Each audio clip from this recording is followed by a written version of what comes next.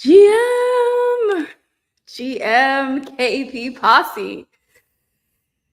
This is Kianga Ellis Projects on Tuesday, July 1st, of course. It is July 1st, 2025. And I'm live. I've missed this. I've missed live streaming. I've been sitting here for the past, longer than 20 minutes, but especially the last 20 minutes, I was like, okay, I can't wait. What time is it? When can I go live? So here I am. How's everybody doing today? Okay, so it's been a minute. It's been about 3 months. And I had actually not planned to restart the lives until the fall.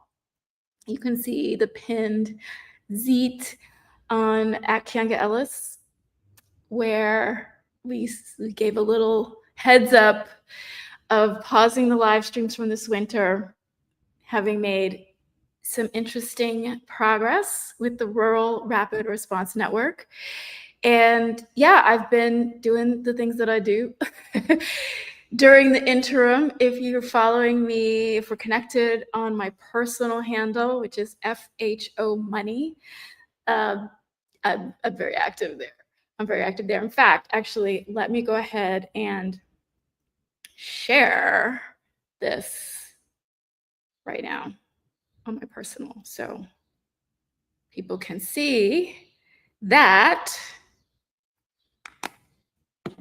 we've started. So what's going on? What's happening in KEP world, 3RN world? Where am I? Like physically, emotionally, spiritually? Where am I? Where are you? Okay, so here's the deal. Today's a very, very special day. It's a day of great significance, that layers and layers of meaning that I will not share. But the meaning that is relevant for this live stream is the reveal of what we are going to do with 3RN, the Rural Rapid Response Network. And there is a whole entire backstory from January of this year until now. And hopefully some of you watching are familiar with that. Maybe you joined me for those live streams. Today, I am going to do an overview. I'm going to bring everybody up to speed, square the circle of what's gone on, what's going to happen in these 6 weeks. So summer school is going to be for 6 weeks. So from today through, I think it's the first week in August, we'll meet every Tuesday live, 2 p.m. New York time, here on X and on YouTube and Rumble. And hopefully that's all working. I don't have a team for this new media stuff, so please bear with me. Everything is in startup mode, which means, yeah, I'm a little bit clumsy. I've kind of jerry-rigged a light that, I don't know. See that ring? That's not cool. So anyway, bear with me with however the lighting is. Oh, where am I looking? I'm not looking into the camera. Okay, however the lighting is, however the audio is, all of that, we're going to workshop that. I am in the middle of setting up. So here's one of the reveals for today. A new office. So Kianga Ellis Project is supported by moi, Kianga Ellis, and my law practice. So I'm an attorney and I have a law practice. And my law practice, I'm a New York licensed attorney, just New York State. And I have made a very big decision to locate my law practice where I am right now. And I'm going to save that till the end in terms of physically, geographically, where we are broadcasting right now. But as I mentioned before, kind of the plan was to come back to you with the lives in the fall. Oh, things have been just going from crazy to crazier and super intense and very accelerated. So much so that I've also been trying to accelerate some of the planning and the decisions, and I haven't been trying to. I mean, I have. And I said, in the spirit of this project was open kimono, is very transparent, it's very real time. Yeah, you just are gonna catch me as things are, which is still a work in progress in terms of the setup. But I think, yeah, we're just gonna roll with it. We're just gonna roll with it. And I might be a little bit rusty in working the controls here, but you bear with me. You bear with me. I'm not a professional. I'm not a professional live streamer. Not yet. Anyway, so we have a couple of people watching live. Hello, hello, hello. Shout out to Pine Tree Patriots. Mayna's in the house. And my New Yorkers. My New Yorkers. We're going to talk about New York. So, what is the Rural Rapid Response Network? 3RN. What is citizen adjacent action? I hope the light is not strange. Maybe I'll try to talk to you without my glasses, which means I really won't be able to see what I'm doing. So I'll try to talk with you without my glasses, and then the glasses will go on when I need to do stuff on the computer. So citizen adjacent action, 3RN, the Rural Rapid Response Network, and Kyunghael's projects. Kyunghael's projects 25. The 25 stands for, yes, it's the year 2025, but 25 stands for a 25-year vision, a 25-year project, a plan to think about what we're doing in 25-year terms, that we are thinking about not what we want to see today, although we have views about what we want to see today, but we want to be zooming out and think about, hey, 2050. This is a long game, people. It is a long game to preserve our present and protect our future. And we're up for it. We're up for the fight. We're up for the long game. We're dug in, and we're realizing that the way we've done civics, the way we've done politics, the way we've done governance and government is not working. Has not been working. And we've known it hasn't been working. In my case, my response in, I'd say, the last 20 years to what I have felt I've known about government is to just not engage. I'm going to focus on my work and my passion for the arts and all of these other things. Moving out of New York City into the Hudson Valley, changing my lifestyle. So I was focused on all of those things, and I had become extremely cynical. I'm not a cynical person per se, but I felt pretty much like I knew it all as far as who's in office and how that whole thing works. And I guess I sort of thought, interestingly, and we'll come back to this, it was technology and my work in blockchain. And I say blockchain because it's still hard to sort of say Bitcoin or crypto, because all these things are going to come to your mind that I don't want to cloud your judgment or your of me or this project by me bringing that into the conversation.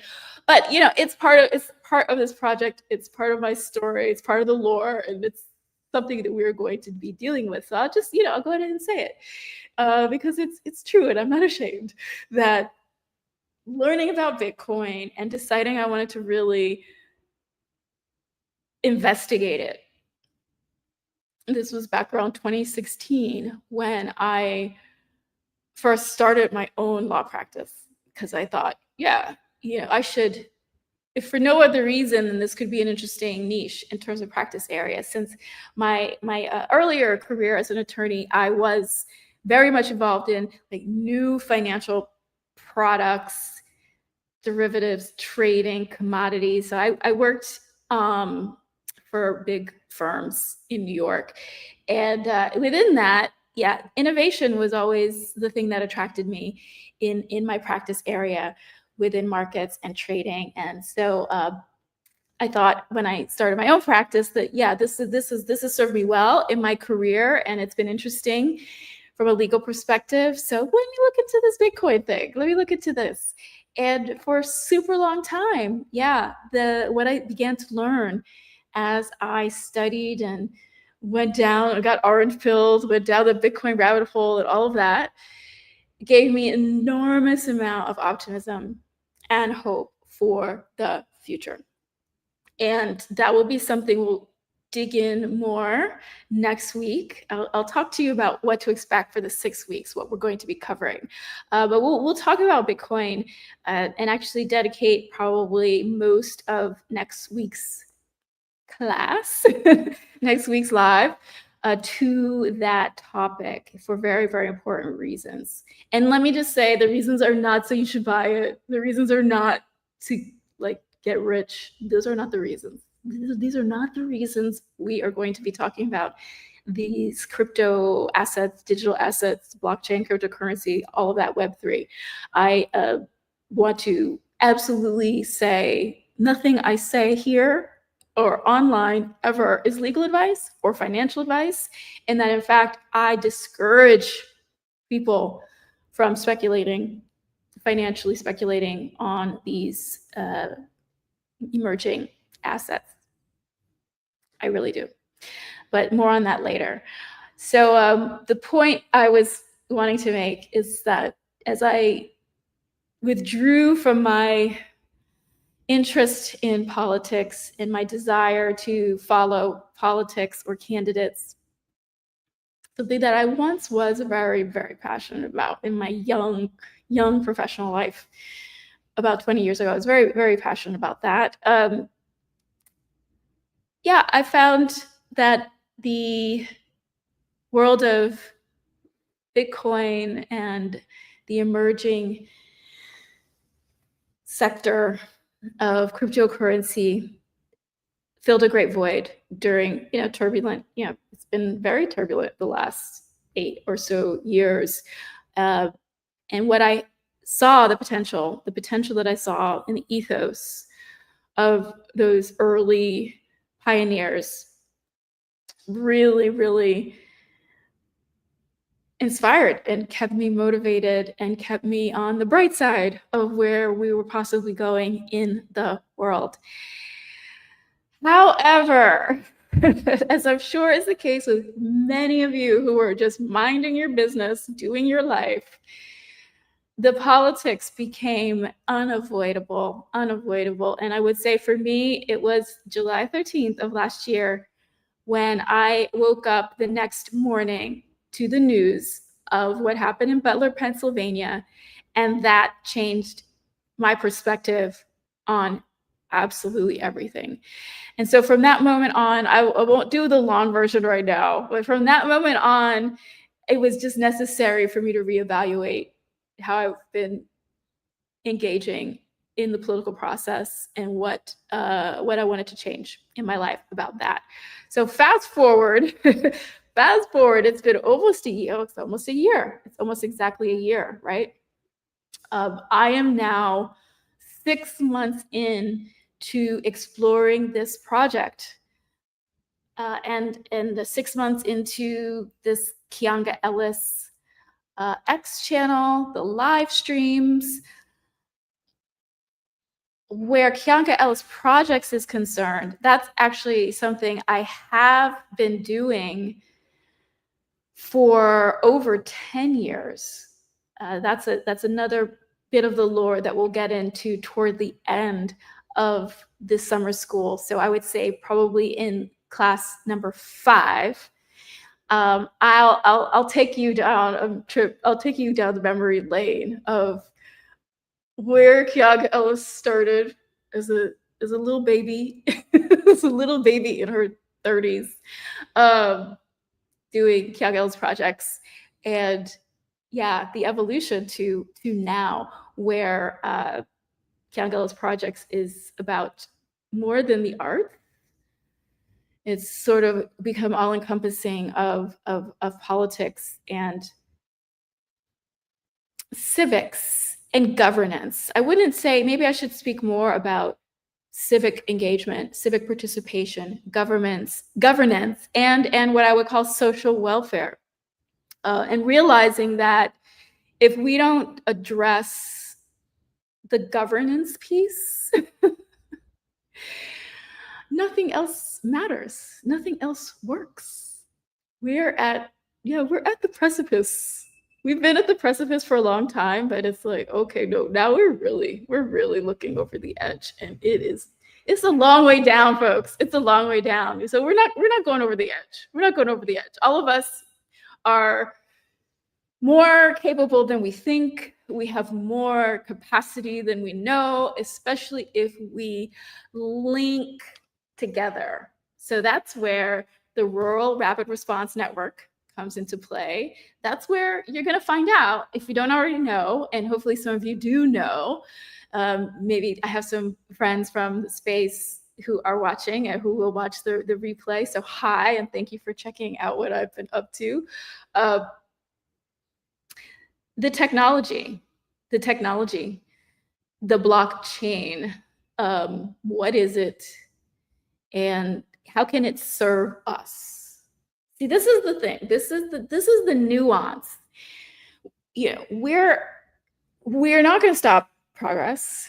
We're not going to stop innovation, and especially when what we consider to be technology or innovation really should be understood more as a discovery of, I would say, forces of nature than strictly an invention, right? Like, this is some of what I'll talk about next week when I talk a little bit more about Bitcoin and my journey in learning about Bitcoin.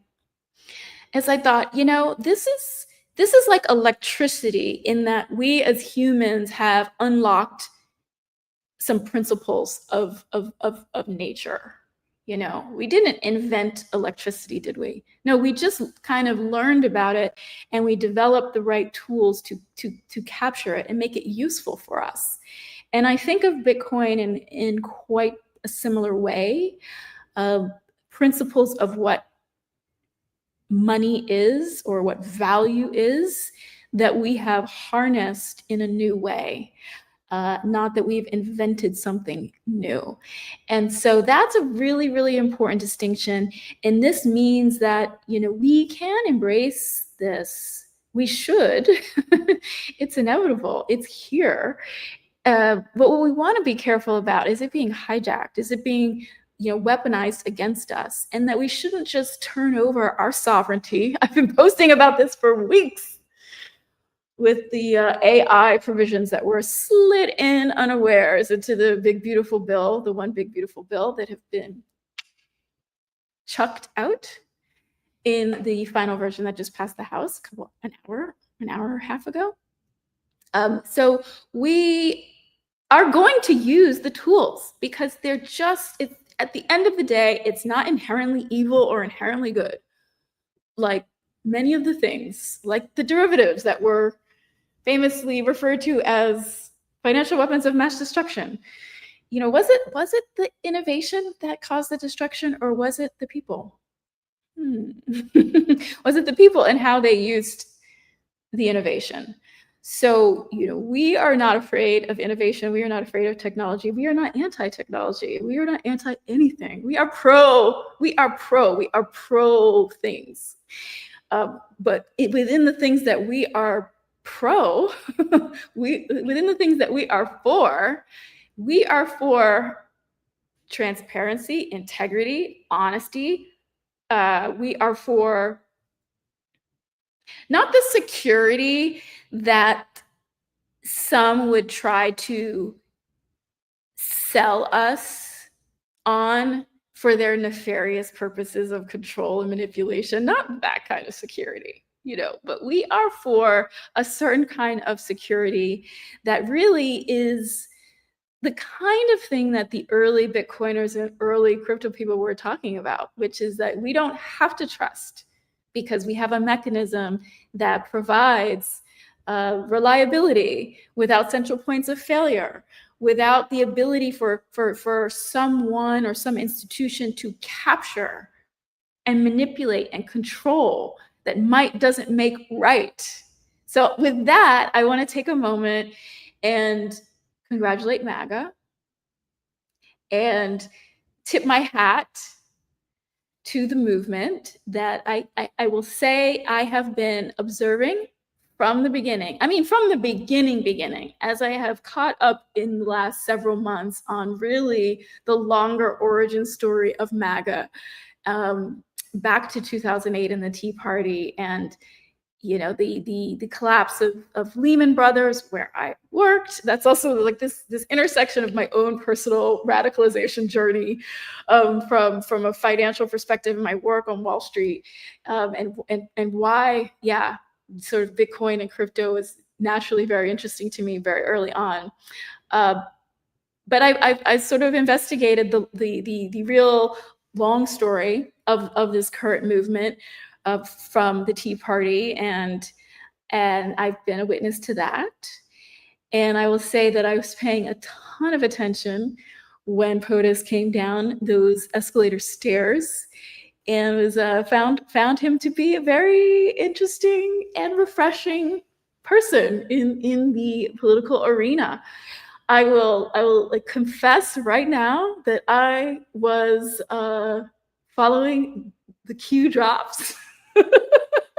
Where we go one, we go all. I was following Q from like day one, y'all. I was, and I thought that was also very interesting. But I've been on the sidelines over the years in the sense that I was pretty cynical about what was really going on with all of that.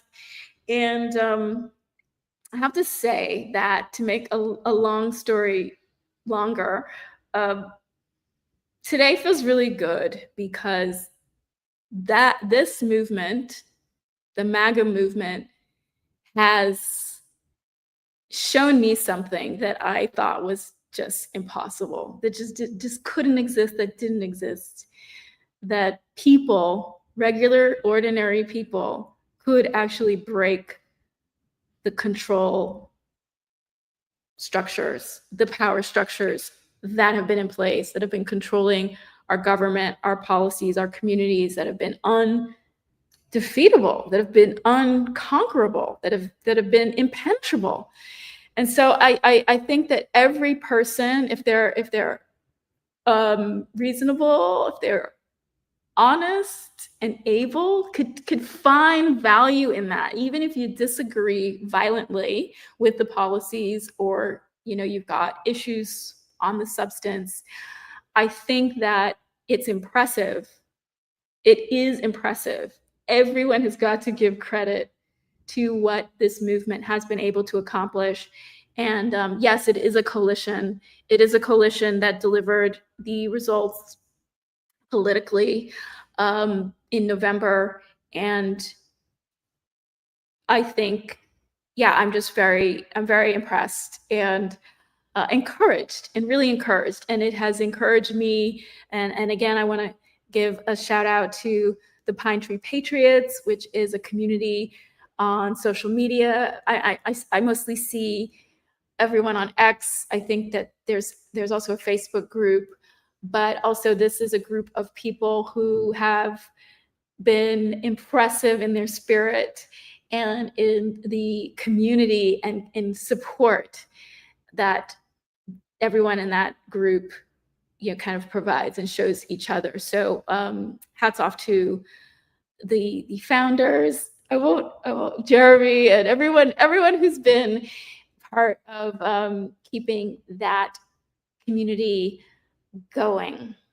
And yeah, so this is very much, this as in Kyungil's projects, the Rural Rapid Response Network owes a debt of gratitude to, yeah, just regular patriots, people who decided that, yeah, we're not just going to roll over and let forces decide our fate and our future.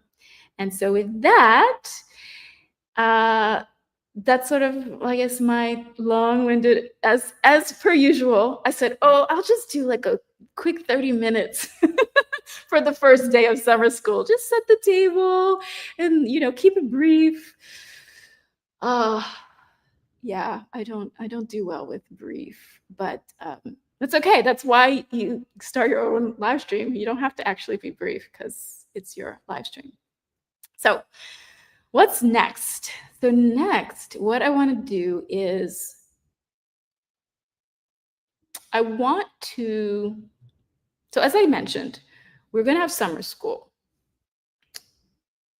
That's now, today, starts today for 6 weeks on Tuesdays, 2 p.m. Eastern, New York City time.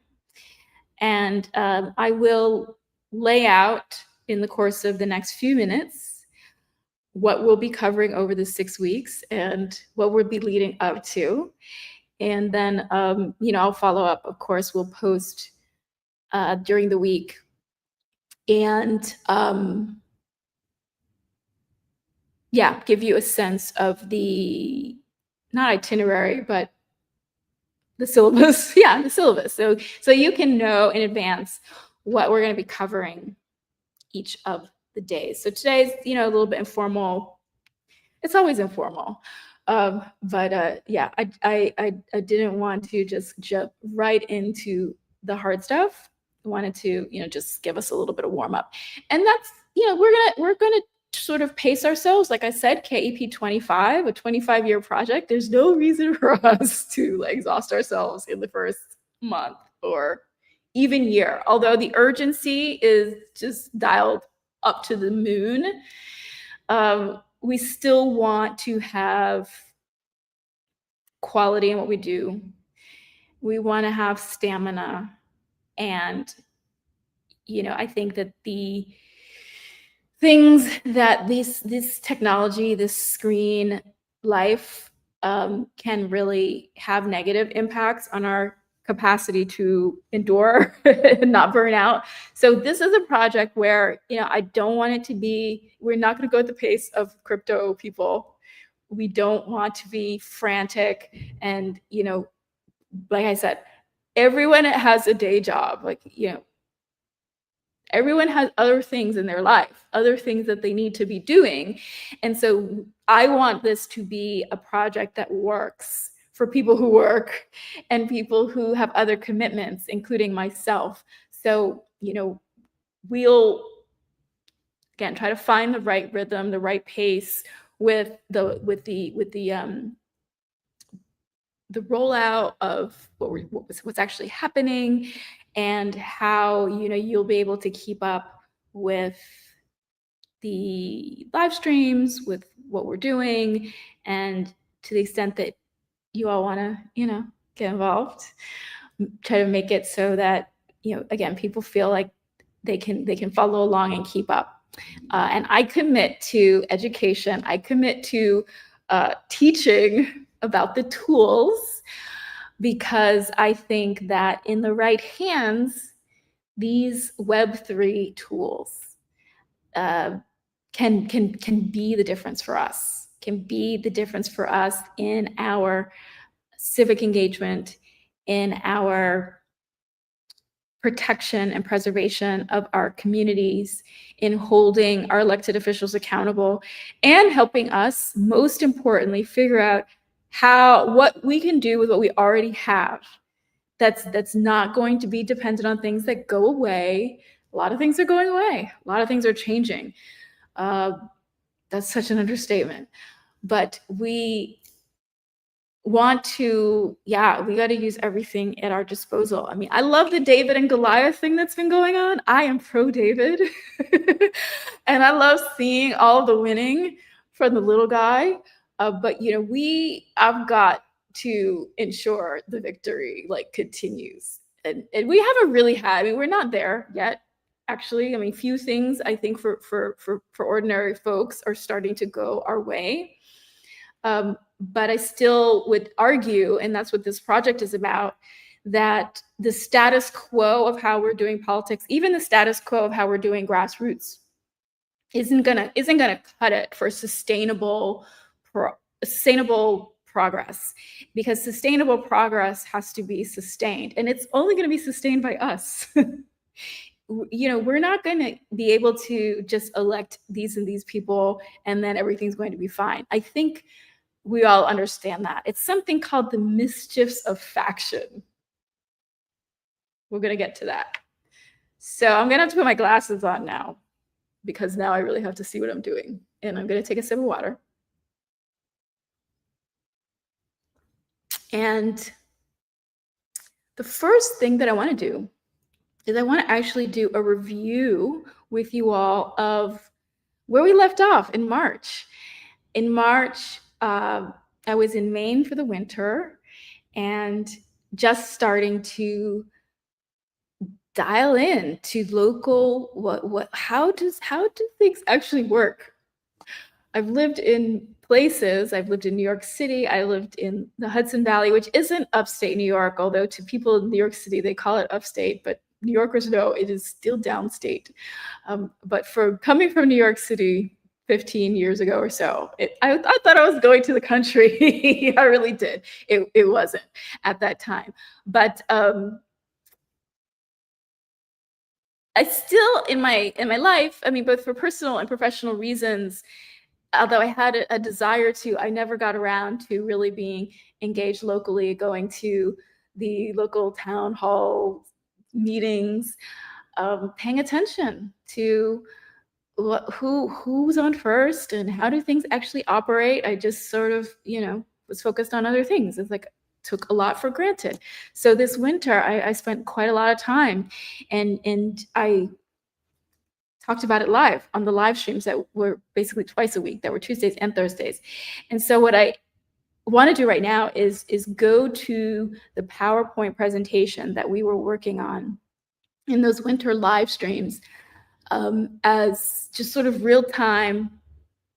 We were exploring together what the Rural Rapid Response Network needed to be, could be, should be.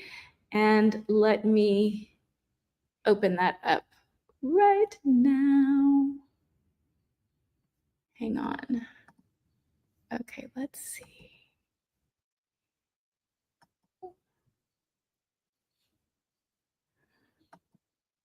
Do.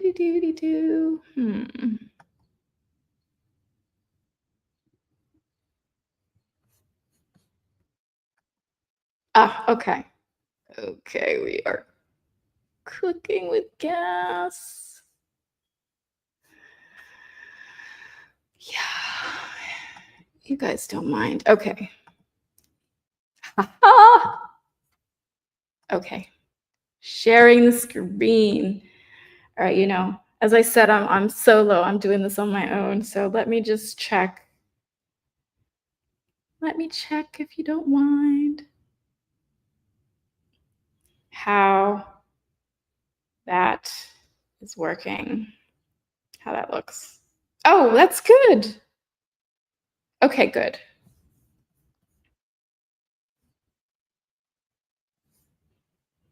Good. So, okay.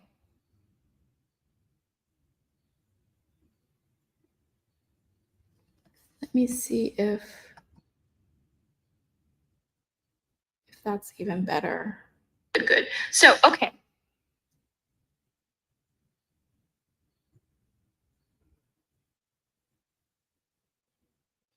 Hang on. Okay, yes. All right, super. So the last time that we met was, February 27th, 2025. And over the course of a couple of sessions, we put together an ELI5, which stands for Explain It to Me Like I'm Five. Kianga, what is all the stuff you're doing? And here are just some of the bullet points. And so I'm going to go through where we were at the end of February and then give you the update of where we are now, what's going to happen. So we talked about forming a social welfare organization, a Maine-based unincorporated association for the purpose of facilitating the development and the operation of the Rural Rapid Response Network and citizen adjacent action. We talked about being a good neighbor. So we talked a lot about the values of the project, noticing what does it mean to be a good neighbor. We looked at the Bible, we looked at Bible verses. We had Bible study. We looked at the parable of the Good Samaritan to say, okay, let's go to a very authoritative source on what does it look like to be a good neighbor, a good Samaritan. Let's start there and let's unpack that. So we did that. And it looked like noticing when someone's in need, showing compassion, picking up a proximate person who is down, providing shelter, administering healing, covering necessary costs. And this was actually a really fun part for me, which was discovering there's so much finance in the Bible. It's really interesting, but noticing the relationship that's described in that parable is one of credit, a surety, and a guarantor. So that is something that we'll circle back to as we talk about the tools that we're going to use for this project and how finance is, it is the key that picks all of the locks, isn't it? Let's see. The next thing that would maybe be an important and an impactful thing for us to do, publish a paper broadsheet for local circulation to provide people with balanced editorials about local and national politics. So we observed in the course of those early weeks with the project that the local papers, and specifically this was my local papers in the down east portion of Maine on the coast, the papers are extremely one-sided. And there's a whole story that some of the Pine Tree Patriots have all the details about ownership of media and local media and the papers in Maine. And it's the same story across the country. And in fact, again, another shout out to the Maine Wire, which is doing incredible work in terms of a paper and some journalism that is just really changing the game, also inspiring. But that within this project,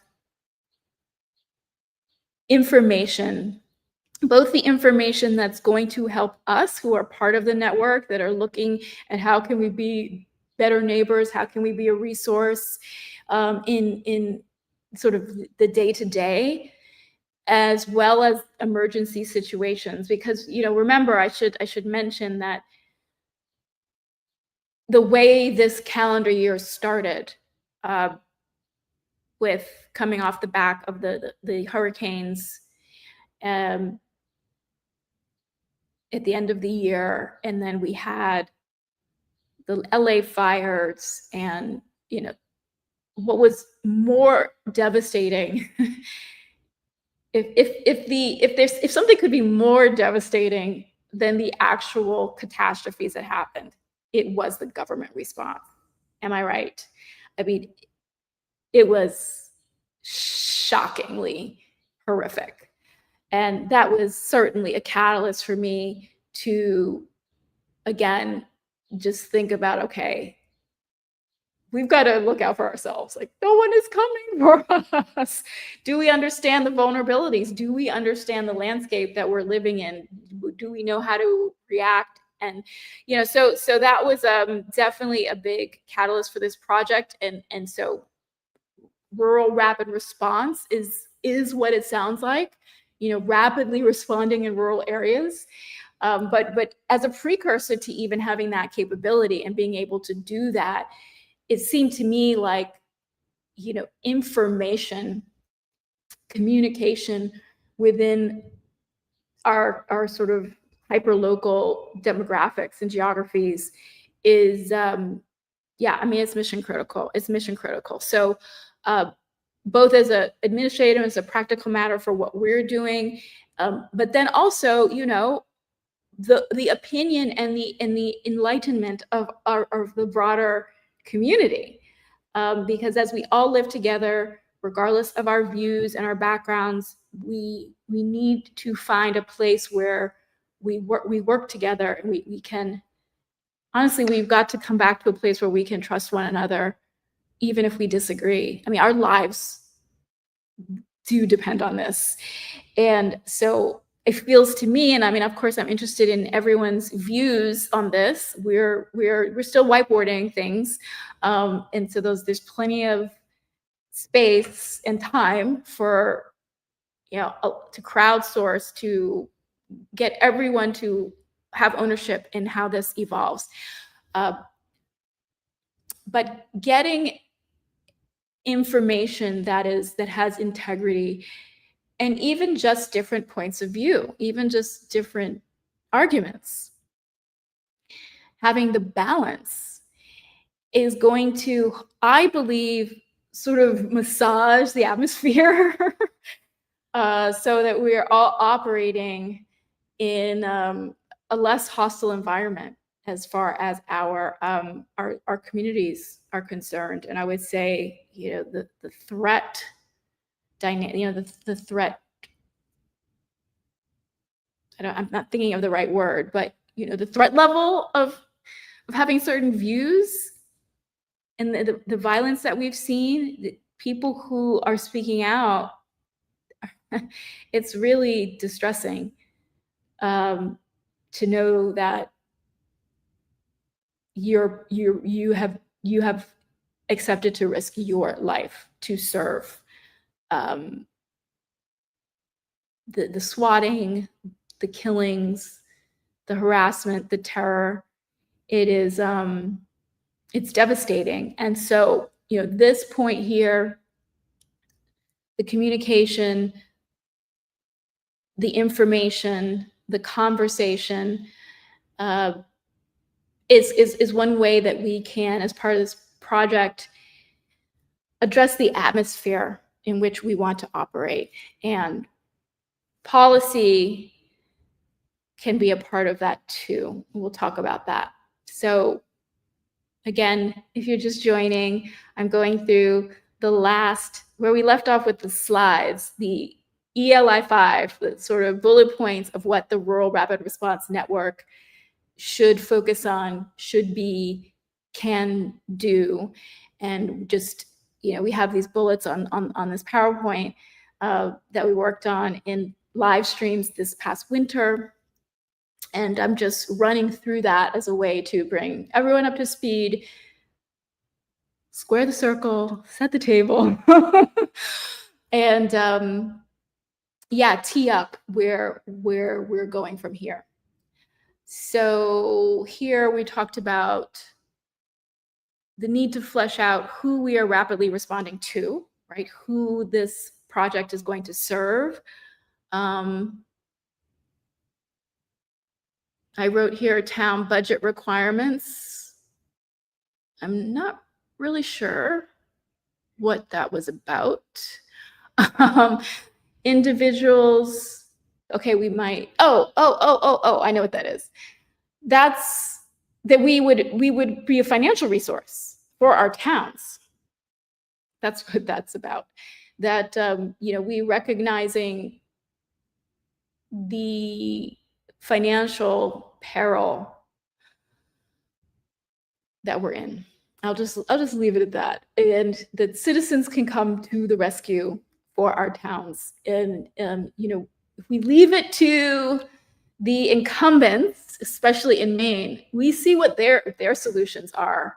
Let's just keep raising the taxes. Let's tax the poor and the working class. Let's put more taxes on their cigarettes, and let's just, yeah, things that are just not okay. So in the face of there being no alternatives offered, no solutions offered, it's kind of hard. It's harder to push back against that. So I've got some ideas. It's also why, we are going to look at decentralized finance and that sector and stable coins and all of that, because if we really, really want to get our sovereignty back and get control back of our communities, we're gonna have to do more than rage posts on social media. We're gonna actually have to do some hard work, some research, some planning, and some advocacy around new technologies, new models of finance, of municipal finance, of local finance. Um, we could look back. See, I'm interested in history as well, right? So I'm a futurist, but I love history because this is how we're going to like break this logjam. I'm thinking of, the Bible has some good information. And like the movie It's a Wonderful Life was all about finance. And, many of you, I'm sure, know that film and know that model of community banking and how that worked. So, we're gonna workshop this. We're gonna workshop this, and we are not going to just remain at the mercy of gigantic forces to meet our needs. We're going to see if there are things that we can do with what we have without dependence on things that are going away or central points of failure. And so that's what that's about, town budget requirements. That is something we want the capacity to respond to. And, it's something we might, have to, it's a 25-year project. We got some time, but that's very important. And then individuals and families. So within a 60-mile radius of each 3RN station or node or project house. So yeah, that's something I haven't directly mentioned yet on this stream. That we're talking about an IRL project in real life. We are not just going to be virtual and digital in what we do. We're going to be anchored in physical space. And so that's, very, very important. It's important for us to do the work because we live in physical space. But it's also part of the values, part of I would say, rapidly responding to the damage that our chronically online reality is causing us, how it's diminishing our faculties. And so we can do both. We, again, want technology that serves us, not that we are the servants of.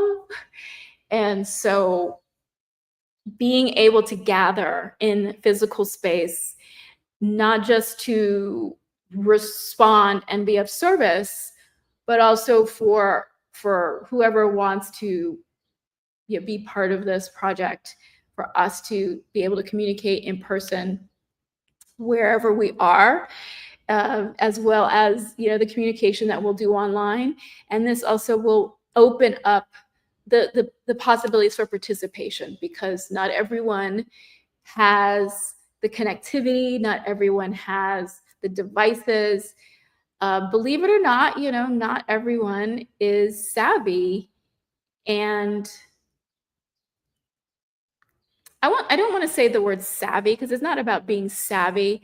It's just that I think people whose work is virtual and online, and a lot of folks who are involved in technology, and certainly the kind of crypto projects and protocols that I've worked on, I think when we have wanted to do things that benefit humanity, that are grassroots in nature, that are using these tools for the benefit of the many, we can often have blind spots as to the differences between those who have the capacity and for whatever reasons are situated to be able to work on the internet.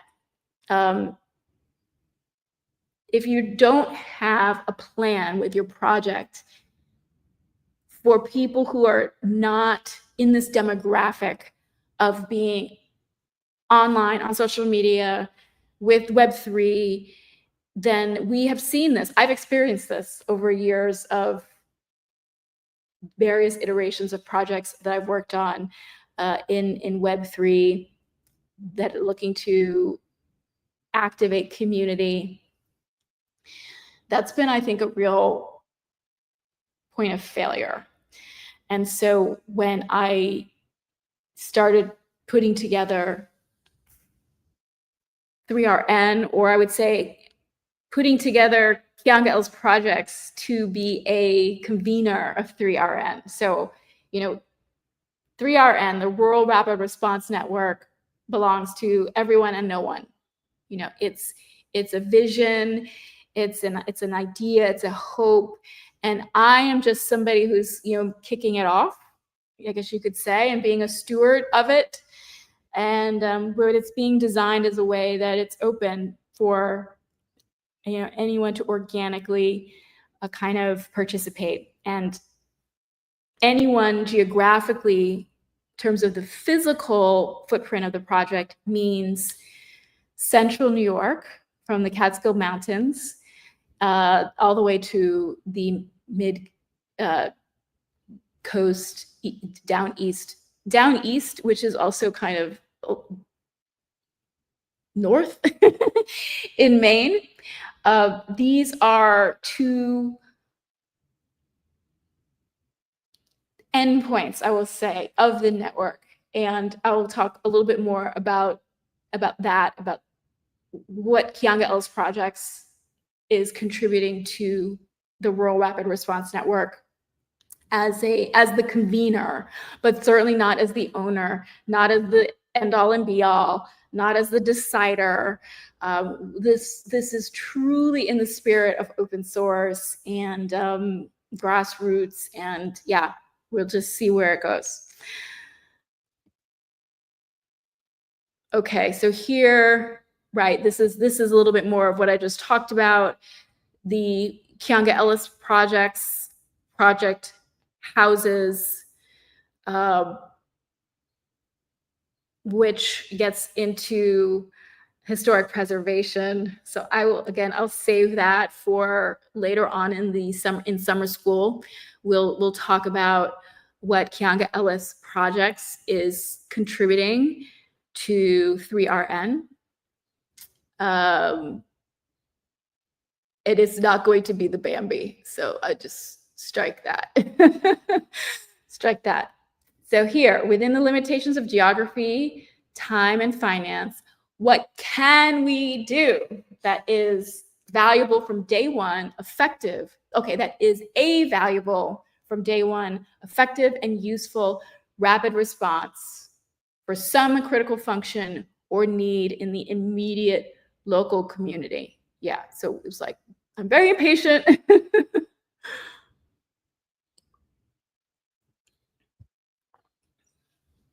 I mean, it's been difficult.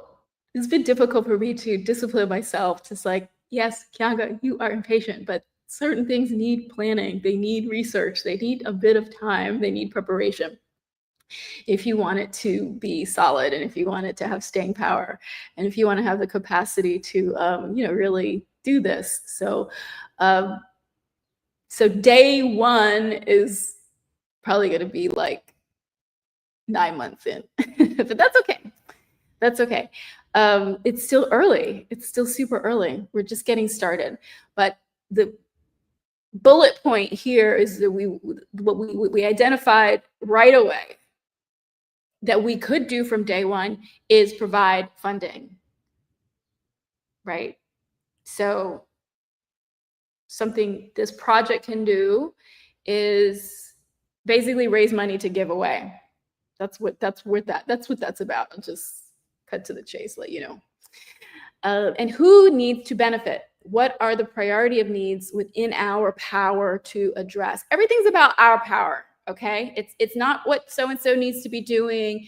It's not about applying to the government agencies for their grant programs and all, which are anyway being dismantled, as we know. We just got to keep it moving. And I think that the policy orientation of myself, okay, as I mentioned, there's Kianga Ellis Projects and there's the Rural Rapid Response Network. The policy priorities of Kianga Ellis Projects are with Kianga Ellis Projects, and anyone is welcome to bring their policy priorities and perspectives to 3RN. Okay, that's very, very important. We welcome all views, okay? But you're going to hear a lot about my views.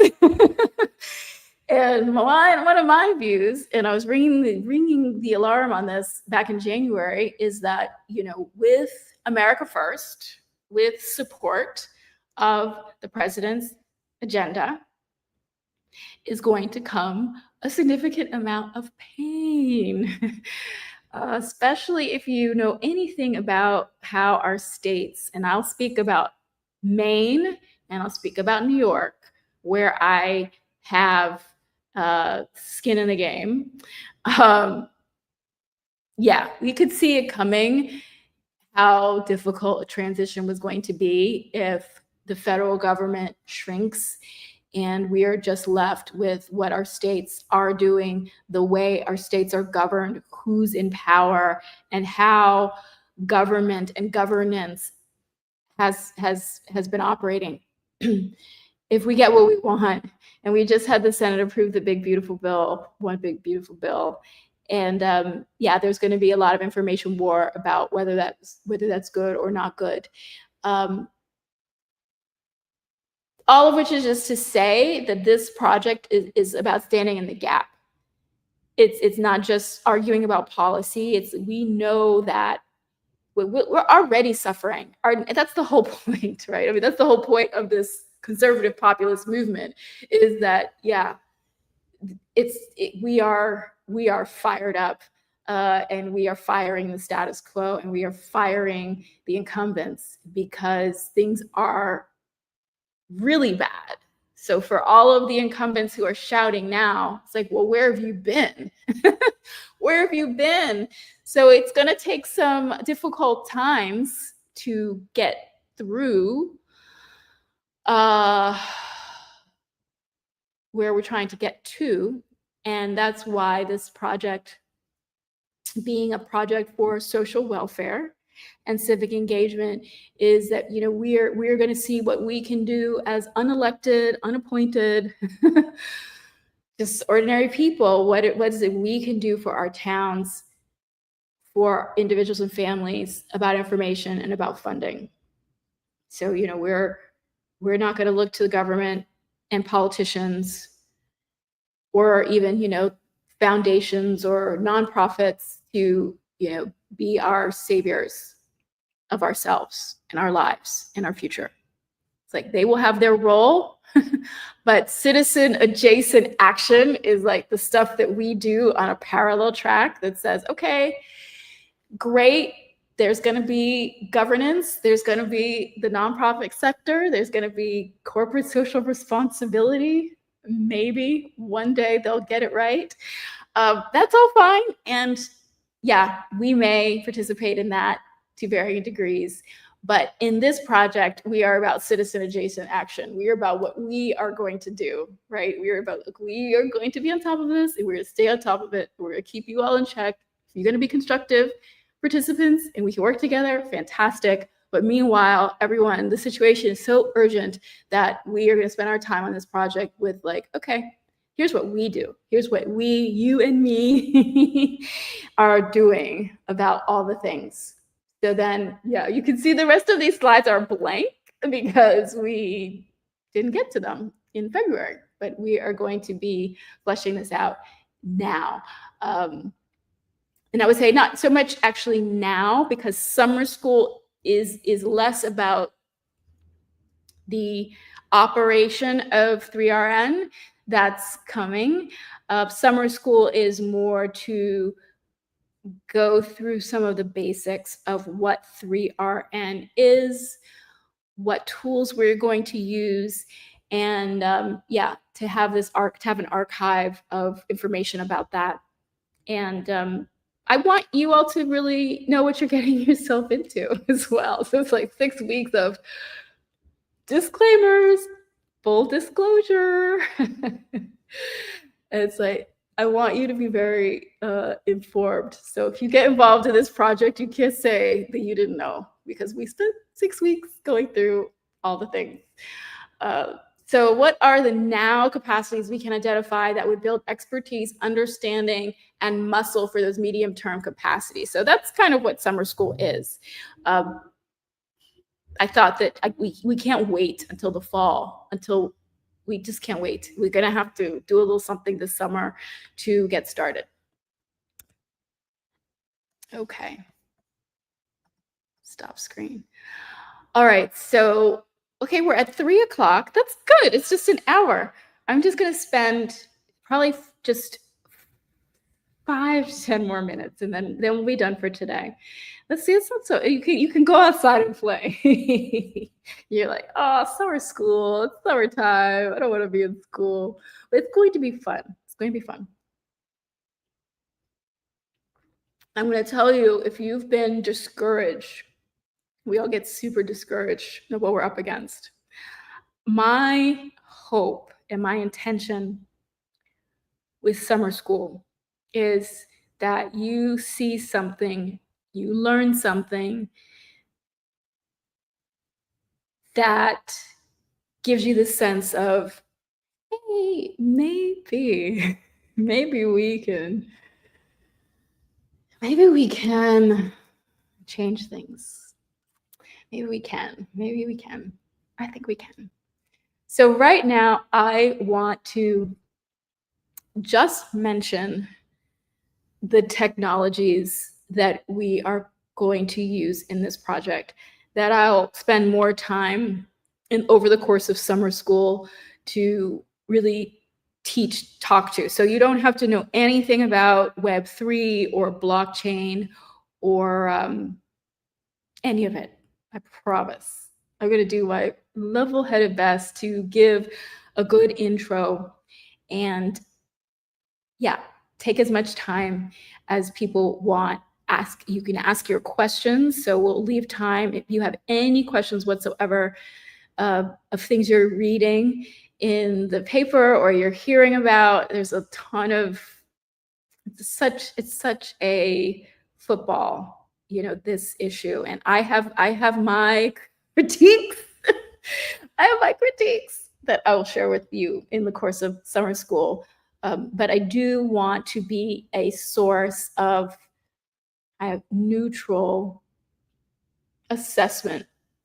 And I want everyone to understand. I think while we're at it, I will definitely also give you my views on the risks and things to make sure that you are studying and paying attention to on your own. If you are a person that wants to invest in some of these things, which is, again, not what this project is going to be involved in at all. But since we are interested in protecting how I've been saying it, preserving our present and protecting our future, since that's important, since I do think that with our broadsheet, with our publication, policy is going to be heavily featured. You all should, who are going to be part of this, you should really know some basic things about these technologies. Yeah, I was very vocal. I think I mentioned this earlier in the session about getting that AI language taken out of the bill. And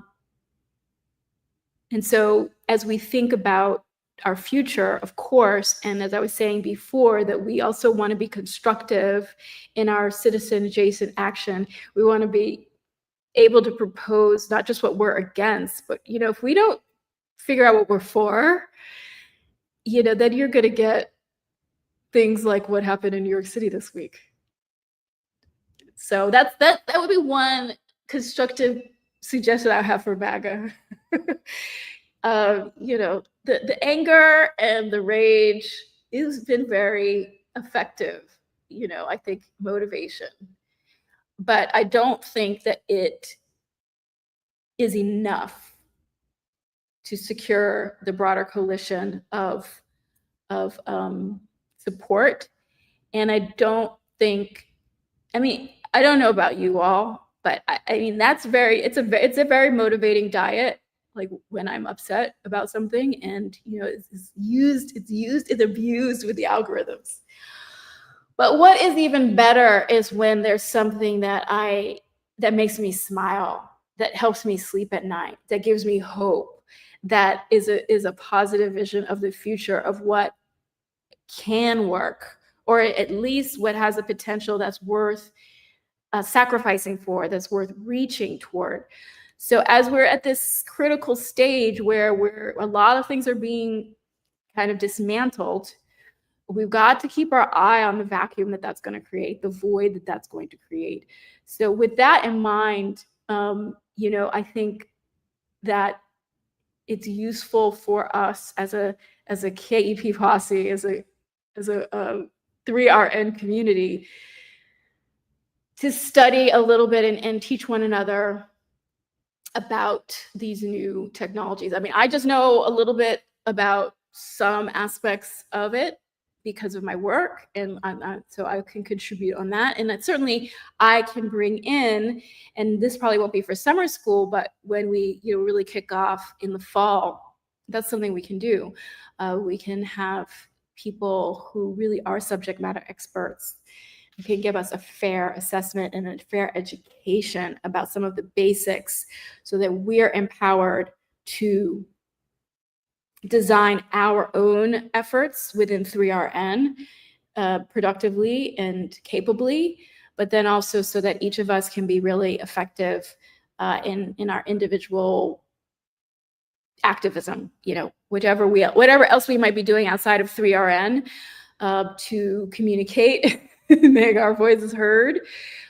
When it comes to what's happening, I know with crypto and certainly AI and blockchain, and there's a relationship there that isn't talked about very much. We'll talk about it. So I think it's important, and I will do my best to try and translate and answer questions, and so we can jam on that. We can jam on that so that you all can just have some ammunition for yourselves, having nothing to do with 3RN, but just as a gift from me to you, with no agenda. And I always disclose any conflicts I may have about any or what relationship I may have with any of the products, apps, or things that we might look at. I'll be very transparent with everyone. Okay. So I am just going to, in the last few minutes, talk to you again, as I said, about some of the, we call it tooling. I know this is going to create a ton of friction, and so I'm prepared. I'm patient. I'm not patient, but I've learned to suffer in my impatience. I should say, not that I'm patient, but that I think I have managed expectations for myself as to how this might go, because I know it's just, we already have too many apps. It's already too much. And to learn new apps, it's a pain in the butt. And yeah, it is. But anyway, we got to do it. So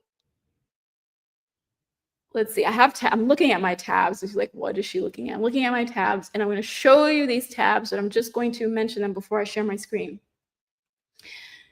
just so you can begin to hear the names.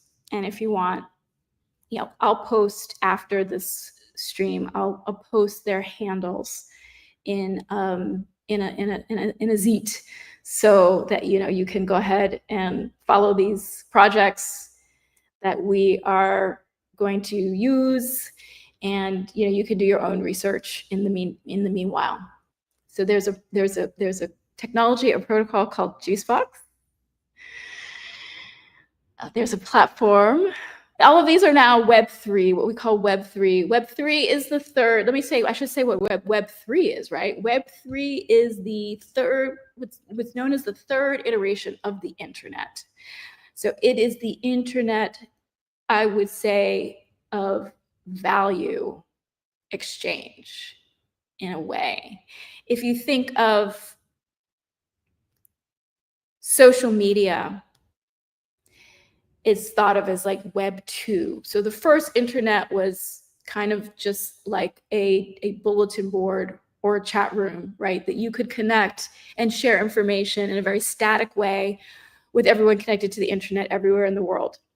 Web 0 from, you know, the mid 90s until early 2000s. Then we got like, obviously Facebook and Twitter, Instagram, and on and on and on. And then we began to have this internet of connectivity and community, I'll just say. That's Web 2. When I talk about Web 3, it's pretty much the internet with open source, blockchain, financial capabilities integrated, and also I would say a kind of ownership model or a control model for digital scarcity that, again, we'll talk about more next week when I give a little overview about Bitcoin and the future history of money. But that's Web3. So when I say, you know, we're going to use Web3 tools, that's exactly what I'm talking about. Things that are public, open source, blockchain based. Sometimes you'll hear the term internet native or crypto native or on-chain. So we are going to take advantage of that in our structure as an organization and as a project and as we communicate and plan. And my hope is also that even if you're not in New York State or Maine, and if you're not someone who's directly interested in our local politics and our towns, and you're not going to necessarily hang out with us at the project houses or, you know, engage in the specific characters and dynamics that are happening at the hyperlocal level in New York or Maine. The idea is that we're prototyping, we're dog fooding, we're testing out, can blockchain be good for anything besides the people who always seem to get what they want, you know. TradFi, we call it, traditional finance. You know, the people who stuff the big, beautiful bill with all their pork. You know, can it be useful for us? Is there still any utility for the little people? So that's what we're gonna find out. We're gonna see. We're gonna try. I think that the evolution of these technologies, the development of them, is like it's good a time of any to sort of try them, to try again. I would say a couple of years ago there was a big push to engage and bring people who weren't necessarily involved in the digital space of digital assets and crypto stuff. We're attracted to it out of this idea that, like, oh, it can be useful for civic good, the general good, public welfare. We haven't really seen in this country. There's some incredible things that are happening around the world, but I would say in the United States of America, we have not seen it, and we need it. I mean, rural America is as in need as any place in the world. I think all of us who live in rural America and work in rural America, we know that. We know that. So we are going to be talking in the future weeks about Juicebox and a publishing platform called Paragraph and a social app called Farcaster. And I don't know, what should I call it? It's like something called base. I'm just gonna say that. I'm not gonna say more. And we are gonna talk about the Trezor hardware wallet. So yeah, I'm gonna talk with you all about the architecture of dealing with these digitally scarce, unique intangibles, and how you can hold them, um, move them around. How, if you are interested and you are dabbling in your own investing, or you want to hold things in your own, I would say, control. So, most of you probably know about exchanges like Coinbase and, places that you can have custody your crypto assets. We want to talk a lot about what it means to have a hardware wallet, what it means to have digital sovereignty, holding your own private keys, not your coin, proof of keys. I'm going to talk to you all about that. So just so you know, it's important to know, because knowing is what? Half the battle. And then the final subject that we're going to spend a little bit of time on is stable coins. What are those, and why do we care? And within that, I will talk about a particular project that I have been involved in for 4 years. I've been involved in governance, and I've been a very engaged participant in a project called Sky Ecosystem. So we'll talk about what that is, and we'll use that as a sort of a real world example of what's happening in the ether and what it's going to mean for what's happening in global finance. And I will try not to bore you with finance, but it'd be great if we do really spend some time on that, because there's going to be a lot of messages coming at people telling you to adopt this, to buy that. And there's some things I really want to flag for everyone to be aware of as this gets pushed on us. We're going to have to be very, very vigilant. And so, yeah, we want to be informed in all the things that we do. We want to be educated and not just reactive. We want to have the credibility of taking time to go to the source, and fact check our beliefs.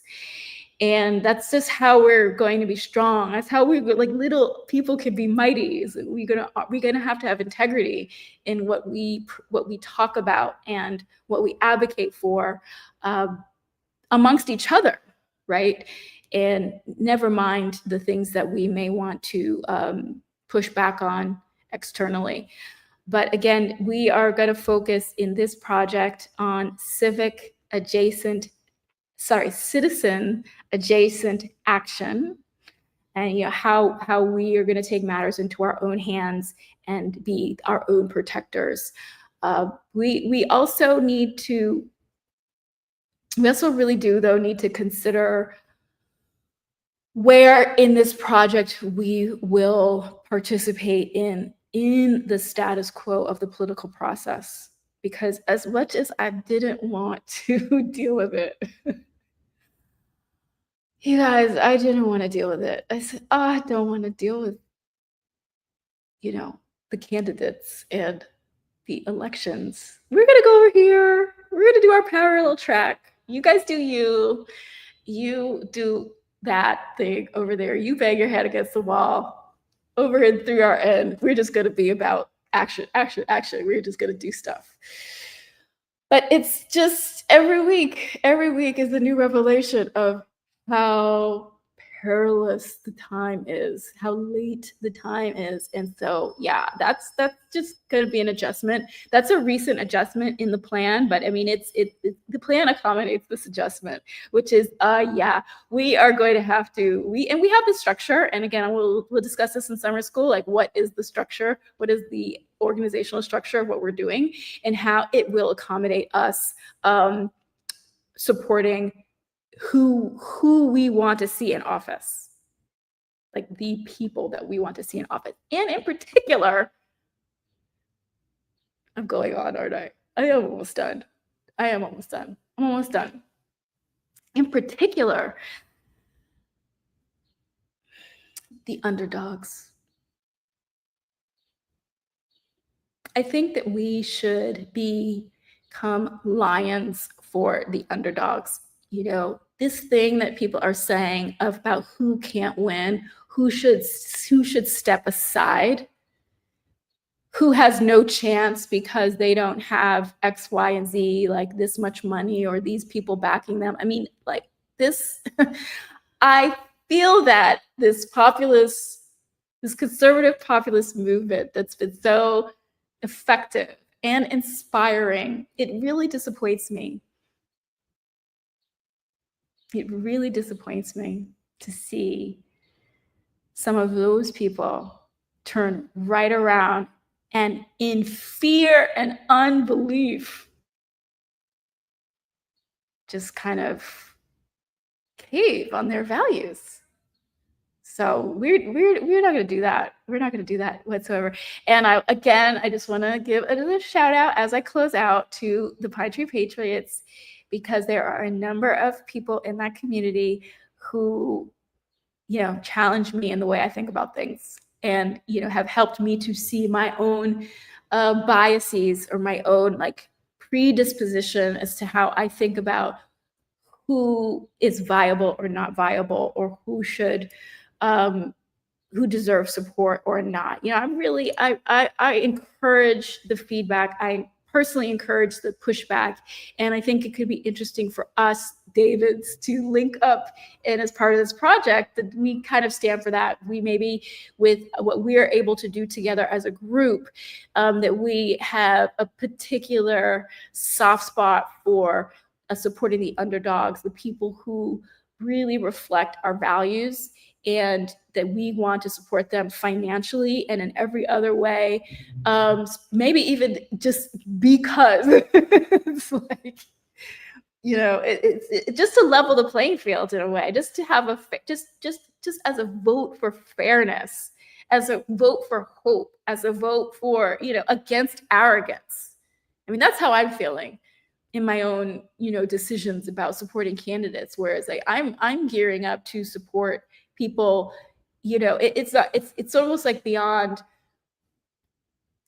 or your own. I think financial support for candidates does not have to be exclusively to the person you want to win or the person that you think is going to be best.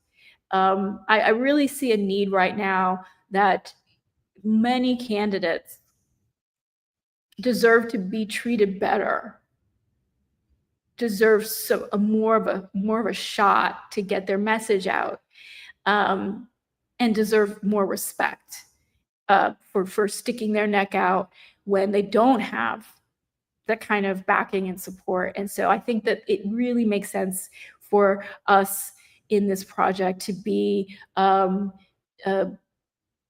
champion, because that is also a spirit and a focus that's going to transform civic engagement. I mean, crazy people are out here gunning down public servants. People are putting their entire life on the line, their families, everything, to raise their hand and say, you know, I want to make a difference. And I think it's just so disrespectful for especially for folks who have a platform, who have a following, who have power in this situation on media and in politics, to be saying to anyone, drop out because, you know, you can't raise the money, or, you know, you can't win. oh, I like so and so, but they can't win. I just don't like that. So I've been thinking again. This is a little bit of a little bit of a not a pivot, but I maybe a little bit of an expansion of the vision for 3RN, citizen adjacent action. You know, I would say the social welfare focus is 100%, you know, our bread and butter. The historic preservation, rescuing historically significant structures within our communities, rehabilitating them, renovating them, and using those as hubs for the network, and all the programming that we can do around that. But then within that, to kind of amplify and say, saturate the atmosphere to make it more conducive to what we want to see flourish in our communities, is this other piece about, you know, supporting the underdogs, or, you know, really helping the people who see things the way that we see them, at least have a fair shot, at least have a shot. And, you know, if we could change this knee-jerk mentality, oh, this person can, or that person can't, because that's also a reflection of how many of us, you know, feel. And you know, we have to overcome the sense of like, oh, I can't, I don't have, oh, because of this thing about me, I'll never, ... Or, you know, I don't have money, I don't have education, I don't have access, I don't, right? It's like, we don't deal in don'ts. The whole thing is, what can we do with what we already have? And if we work together, we can be mighty, especially, you guys, I'm telling you, the tools that have been so abused, I'll be the first person to say, that are, you know, many, many moments of cringing and wanting to hide and hang my head of shame for being affiliated. I am not going to let any bad actors, or any scammers shake me out from embracing the tools that can help us. That's it. So, all right, I kept rambling. So I'm not even going to share my screen. I don't think it's necessary. I was just going to show you, you know, the sort of landing page of these different apps, just so you could get a visual for their brand. But I'm now at 88 minutes. Is that right? An hour and a half almost. It's 3:28 p.m. and it's getting warm in here, and I am gonna say goodbye. And thank you for joining me live. And I hope that yeah, I hope you'll come back next week for summer school part 2. So next week is going to be a little journey down the Bitcoin rabbit hole. And after this, we'll post some clips, and I'll post the handles on X where you can, you know, look at the different Web3 technologies that we'll use in the project. And yeah.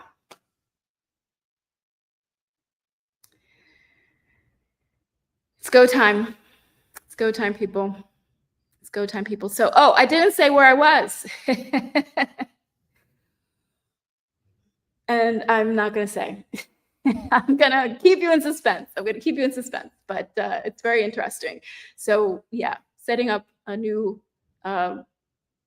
place. And this will be where we will broadcast from and do many things. Until next week, everyone, have a good week and stay encouraged. Bye-bye.